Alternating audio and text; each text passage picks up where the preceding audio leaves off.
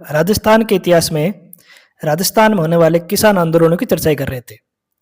इसी कड़ी को आगे बढ़ाते हुए आज हम राजस्थान में शेखावाटी क्षेत्र में होने वाले किसान आंदोलनों की चर्चा करेंगे कि शेखावाटी क्षेत्र में कौन कौन से किसान आंदोलन हुए हैं। कुछ किताबों में आप ये बात ही पढ़ेंगे कि जयपुर रियासत में होने वाले किसान आंदोलन। तो यहाँ पर एक बात आप समझ लीजिए, जो सीकर और शेखावाटी वाला क्षेत्र है वो जयपुर रियासत के ही अंदर एक प्रकार से अर्ध स्वतंत्र ठिकाने थे। तो आप इन्हें सीकर शेखावाटी क्षेत्र के किसान आंदोलन भी बोल सकते हैं और आप इन्हें जयपुर रियासत में होने वाले किसान आंदोलन भी बोल सकते हैं। विद्यार्थियों, जब आप कोई गाइड या किसी पुस्तक को पढ़ते हैं तो शेखावाटी किसान आंदोलन को किस प्रकार से पढ़ाया गया है, उसमें केवल क्या किया गया, आपको जैसे कुछ नाम दिए गए, जैसे कोई पलथाना नाम दे दिया, फिर कटराथल नाम दे दिया, फिर खुड़ी गांव नाम दे दिया, फिर कुंदन गांव नाम दे दिया और बता दिया कि पलथाना में कैसे विद्रोह हुआ, कटराथल में क्या हुआ, खुड़ी गांव में क्या हुआ या फिर कुंदन गांव में क्या हुआ। लेकिन जब आप हिंदी ग्रंथ अकादमी की पुस्तकें पढ़ेंगे तो आप जान पाएंगे कि जो मैंने भी 4-5 गांवों के क्षेत्रों के नाम लिए हैं, ये सारी की सारी कड़ियां एक दूसरे से जुड़ी हुई है। कैसे आंदोलन पहले पलथाना में जाता है, पलथाना से कैसे फिर वो आपके कटरातल में जाता है, कटरातल से कैसे खुड़ी गांव में घटनाएं होती है और खुड़ी गांव से कैसी ये घटनाएं आपके कुंदन गांव पहुंचती है। तो ये सारे के सारे जो चारों क्षेत्र दिखाई दे रहे हैं आपस में जुड़े हुए हैं। आप इनको अलग अलग करके नहीं पढ़िए, एक कड़ी के रूप में पढ़िए, तब आपको ये आंदोलन अच्छे तरीके से समझ में आएगा। सबसे पहले देखें शेखावाटी क्षेत्र है कहाँ। सामान्यतः मैं यहाँ पर दिखाना चाहूंगा कि ये वाला जो क्षेत्र है आपके, वो शेखावाटी क्षेत्रों के नाम से जाना जाता है। अब यहाँ पर जो आंदोलन हुए हैं, सामान्य पलथाना में जब आंदोलन शुरू हुआ था वो 1934 के आसपास हुआ था। लेकिन उस 1934 से पहले भी ऐसी खूब सारी घटनाएं घटित हुई हैं जिनके बारे में हमें परीक्षा में पूछे जाते हैं। और जब तक आप 1922 से 1934 के मध्य की घटनाओं को समझ नहीं पाएंगे, तब तक आप पलथाना, कटराथल, कुड़ी गांव या कुंदन गांव की घटनाओं को भी समझ नहीं पाएंगे। तो सबसे पहले हम देखेंगे आंदोलन से पूर्व की क्या स्थिति रही। विद्यार्थियों, सन 1918 के आसपास शेखावाटी क्षेत्रों में एक समिति गठित हुई थी, चीरवा सेवा समिति। हालांकि जो ये समिति है, इसका प्रमुख कार्य था कि जब अकाल पड़ जाए या कोई प्राकृतिक आपदा आ जाए तब किसानों का सहयोग करना, उनकी जो राजनीतिक मांगे हैं उनको सामंतों तक पहुंचाना, शराबबंदी की मांग करना।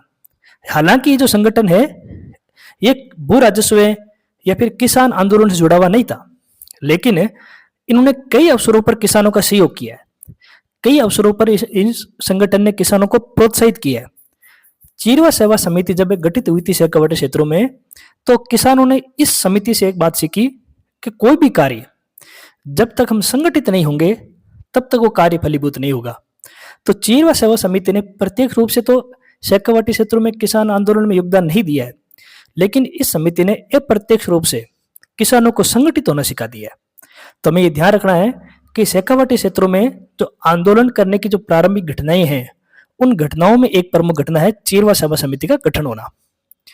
सीकर में एक राव थे माधो सिंह, और माधो सिंह की मृत्यु के बाद में 1922 में सीकर के नए राव राजा बने कल्याण सिंह, और कल्याण सिंह के समय ही सीकर में एक किसान आंदोलन प्रारंभ होते हैं। जब राव राजा कल्याण सिंह सीकर के नए राव बने, तब उन्होंने जो पूर्व के जो ठाकुर थे माधो सिंह, उनकी मृत्यु पर किए जाने वाले मृत्यु भोज और स्वयं के तलवार बंदाई कर और स्वयं के समारोह के नाम पर किसानों पर 50% भू राजस्व बढ़ा दिया। अब किसानों ने इन सारी घटनाओं का विरोध किया कि माधो सिंह की मृत्यु पर होने वाले मृत्यु भोज, आपके तलवार बंदाई कर, आपके राज तिलक का समारोह है, उसका जो खर्चा है वो वहन किसान किस प्रकार से करेंगे। तो यहाँ पर जो राव राजा कल्याण सिंह है, उसने किसानों को एक वचन दिया कि ये जितने भी हमने 50% टैक्स बढ़ाया है, ये आपको इसी साल देने हैं। अगले साल हम इस 50% को पुनः जो पहले वाली स्थिति उसमें ले आएंगे, उसके साथ आपको कुछ और भी रियायतें देंगे। तो सीकर के जो किसान है, उन्होंने अपने नए राव राजा कल्याण सिंह की बातों पर विश्वास किया। लेकिन होता क्या है विद्यार्थियों, जब अगला साल आता है तब राव राजा कल्याण सिंह ने किसी प्रकार के भू राजस्व में कमी नहीं की, बल्कि जो बढ़ा हुआ टैक्स है वो बड़ी कठोरता से वसूल किया। तब सीकर के जो आसपास के जो किसान है वो अपने आप को ठगा हुआ महसूस करने लगे। अब ये किसान, क्योंकि सीकर शेखावाटी वाला क्षेत्र जयपुर रियासत का एक अर्ध स्वतंत्र ठिकाना था। तो कल्याण सिंह की शिकायत लेकर किसान जयपुर के तत्कालीन शासक मान सिंह द्वितीय के पास गए और उनसे मुलाकात की। जयपुर के शासक ने राव को आदेश दिया कि जो आपने वचन किसानों को दिए हैं आप उन्हें पूर्ण करें, किसानों को कई सारी रियायतें दें ताकि किसानों का शोषण कम से कम हो सके। लेकिन राव ने जयपुर के शासक मान सिंह की इन आदेशों की अवहेलना की और उनके आदेशों को लागू नहीं किया। जब किसानों के पास कोई और मार्ग नहीं बचा, तब किसानों ने तत्कालीन राजस्व अधिकारी ग्लेनसी से मुलाकात की और इस समय ग्लेनसी ने भी राव राजा कल्याण सिंह को परामर्श दिया कि आप किसानों पर जो टैक्स लगाया है उसे कम कीजिए, बेकार मत करवाइए, भू राजस्व में कमी कीजिए। लेकिन इनकी बात को भी राव ने लागू नहीं किया। तो आप देख रहे हो किस प्रकार से कल्याण सिंह ने पहले तो अपने वचन को तोड़ा, फिर जयपुर के तत्कालीन शासक मान सिंह द्वितीय के आदेशों की भी अवहेलना की, फिर राजस्व अधिकारी ग्लेनसी की बात को भी नहीं माना। इस वजह से किसान और उग्र हुए। उसी समय जो राजस्थान सेवा संघ है उसके सचिव थे रामनारायण चौधरी। रामनारायण चौधरी का आगमन सीकर क्षेत्र में होता है। इन्होंने किसानों और ठिकानों के मध्य समझौता करवाने का प्रयास किया, हालांकि इनका प्रयास भी असफल हुआ। और तब रामनारायण चौधरी इस बात को समझ गए कि किसान तो समझौता करना चाह रहे हैं, पर जो राव राजा कल्याण सिंह है वो अपनी बातों से पीछे नहीं हट रहे। तो रामनारायण चौधरी ने किसानों का समर्थन करते हुए अपनी पत्रिका तरुण राजस्थान और ध्यान रखिए लंदन से प्रकाशित पत्रिका डेली हेराल्ड, लंदन से एक पत्रिका प्रकाशित होती थी डेली हेराल्ड, इसमें एक पत्र प्रकाशित कर जो ठिकाने और जो सामंती अत्याचार है, शोषण है, उसकी आलोचना की। और इसी वजह से जो कल्याण सिंह है उन्होंने रामनारायण चौधरी, उनकी पत्रिका तरुण राजस्थान, इन दोनों का ही सीकर में निषेध कर दिया, प्रतिबंध लगा दिया। लेकिन उनके द्वारा लिखे गए जो लेख इतने प्रसिद्ध हुए, इतने लोकप्रिय हुए कि जो ब्रिटेन की संसद है उसकी जो कॉमन सभा है, उस कॉमन सभा में उस समय के सदस्य पैट्रिक लॉरेंस ने सीकर किसान आंदोलन से जुड़े 9 सवाल पूछे। ये घटना सन 1925 की है।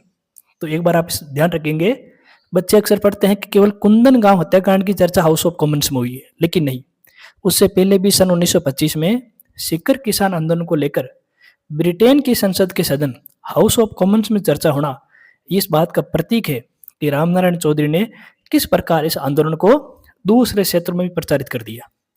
ब्रिटिश सरकार ने स्वयं आगे बढ़कर राव को सुझाव दिया कि आप भूमि का बंदोबस्त करवाइए और जो किसानों का शोषण हो रहा है उसमें कमी कीजिए। अब राव राजा कल्याण सिंह को मान सिंह ने भी निर्देश दिए हैं, ग्लेन सिंह ने भी कुछ उनको बातों को सुझाव दिया है, रामनारायण चौधरी ने भी प्रयास किए हैं और अंत में ब्रिटिश सरकार ने भी राव राजा कल्याण सिंह को कहा है कि आप किसानों से समझौता कीजिए और उनके हित के लिए काम कीजिए। जब इतनी सारी घटनाएं एक साथ हुई तब कल्याण सिंह ने भूमि बंदोबस्त करवाने का निर्णय लिया। लेकिन क्योंकि कल्याण सिंह के मन में वहां के स्थानीय किसानों को कोई लाभ देने की इच्छा नहीं थी, तो भू सर्वेक्षण करवाने से पहले ही उन्होंने क्या किया, हालांकि उन्होंने बाद में भू सर्वेक्षण करवाया है, लेकिन सर्वेक्षण करवाने से पहले ही उन्होंने ऐसे कुछ काम किए हैं कि जब नया सर्वेक्षण होगा तो उसमें किसानों को कोई लाभ नहीं होगा। कौन से कार्य, जैसे देखिए एक नाम आता जरीब।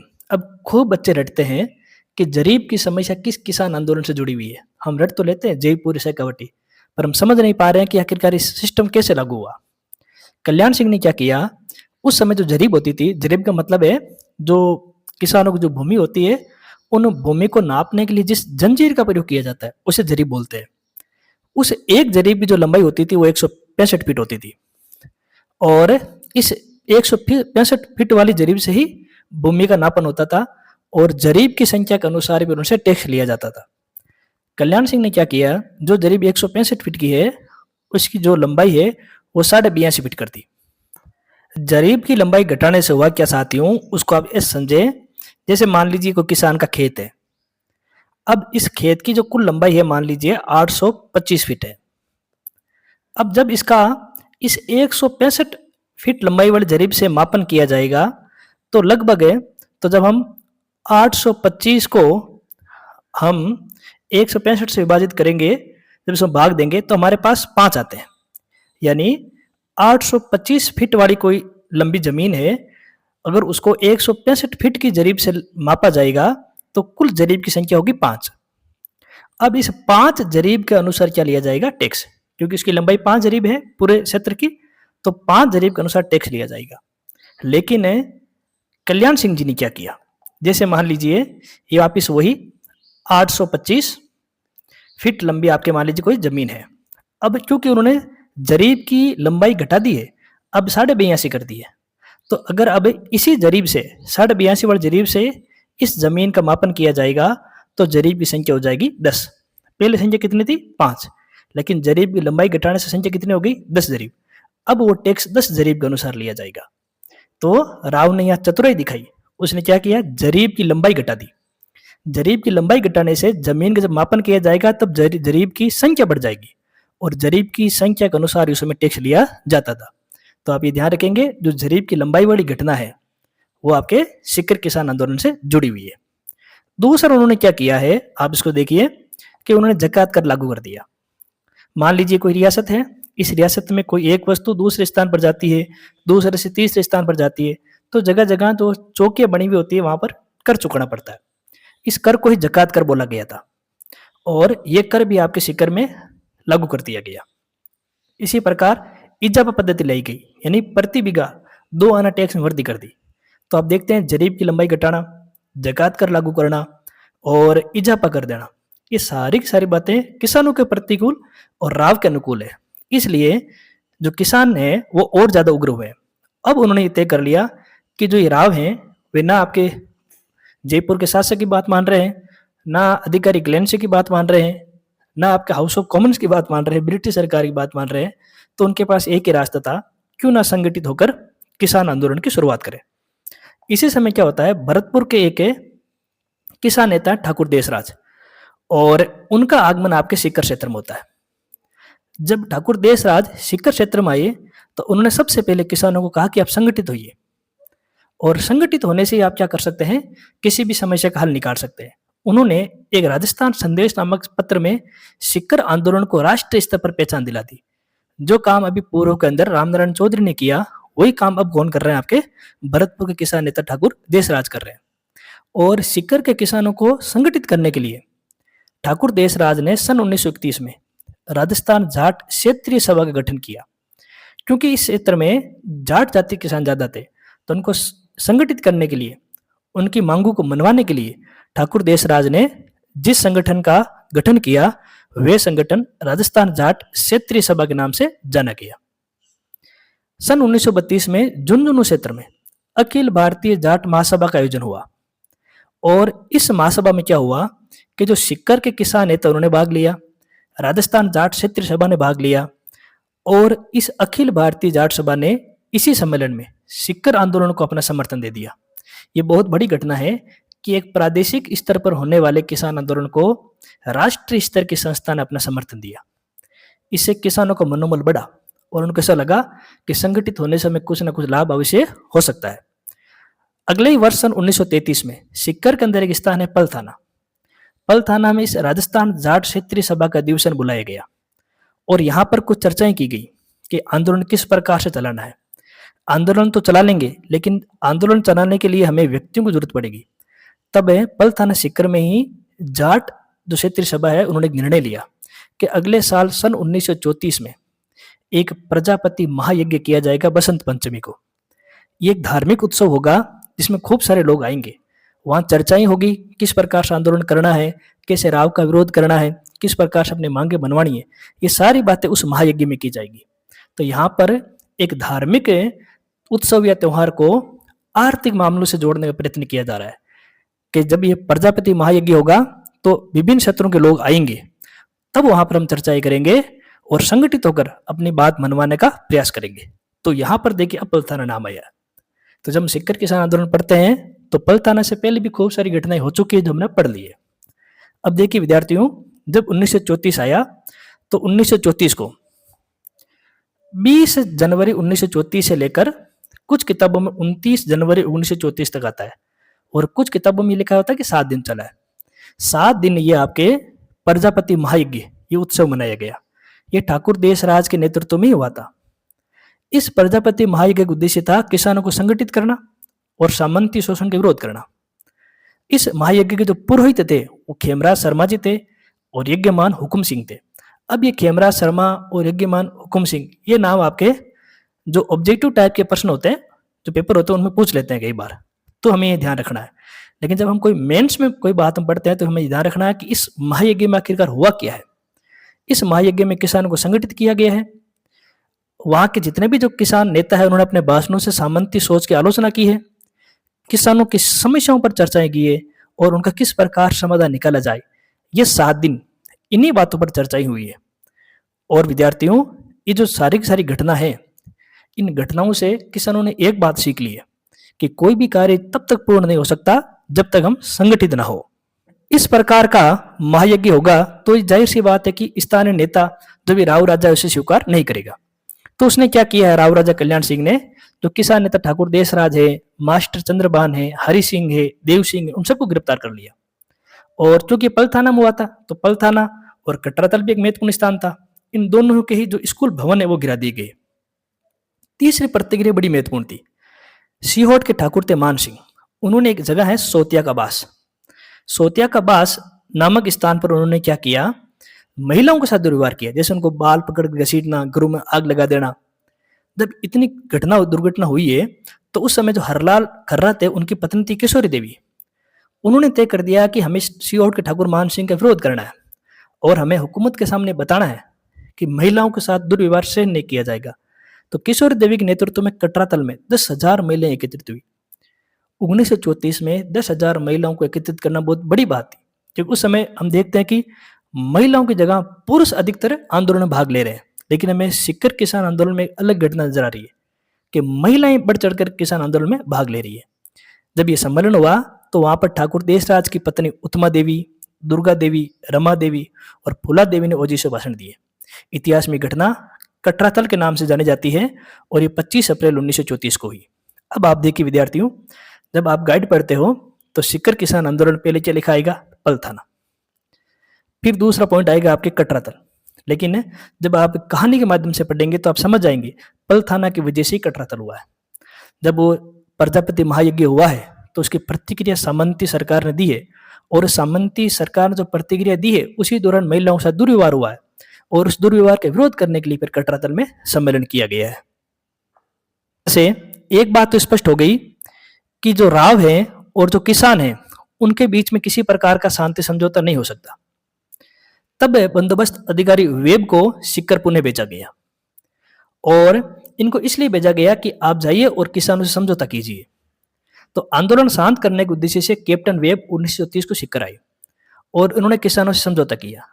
उस समझौते में किसानों के टैक्स में कमी कर दी, लगान में जो वृद्धि की उसे रोक लगा दी और बेगार समाप्त कर दी। लेकिन राव यहां भी सुधरने का काम नहीं कर रहा है, उसने इन रियायतों को भी लागू नहीं किया। जब ये रियायत लागू नहीं हुई तो अब किसानों ने प्रतिक्रिया दी है।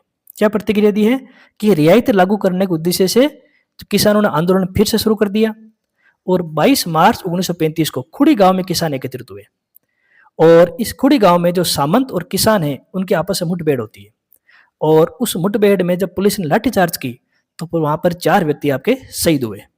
इतिहास में यही घटना खुड़ी हत्याकांड के नाम से जानी जाती है।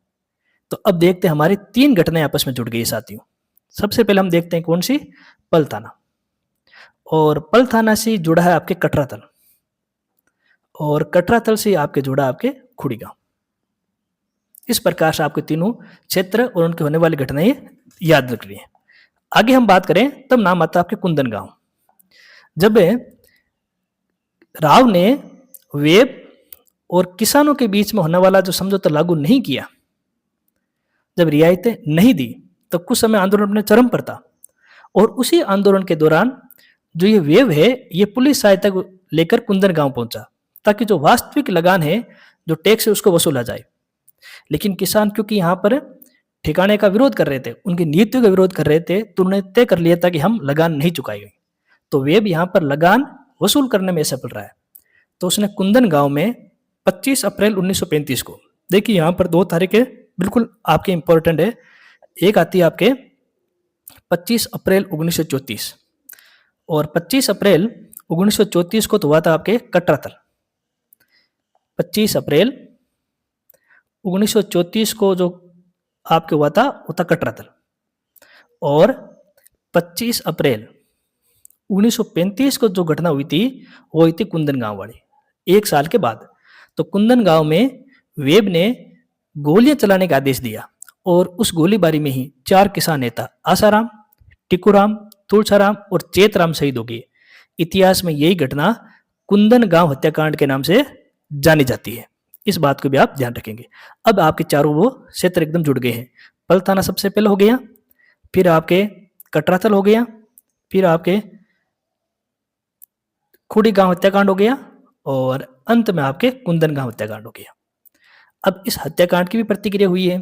सबसे पहले अखिल भारतीय जाट महासभा ने 16 मई 1935 को सिक्कर दिवस के रूप में मनाया। इस बात को आप ध्यान रखेंगे।